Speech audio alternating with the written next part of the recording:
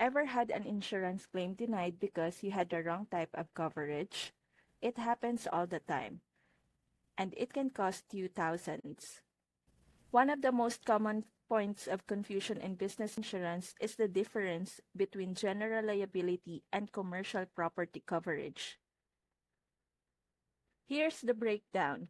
General liability protects you if someone is injured on your property or if you damage someone else's property.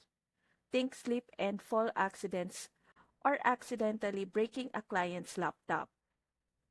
Commercial property covers your own business assets, like equipment, furniture, or inventory, if they're damaged by fire, theft, or certain disasters.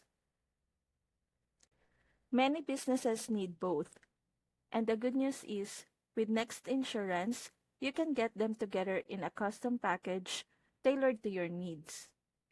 Understand your coverage now to avoid nasty surprises later. Click the link in the description below to explore your options with Next Insurance.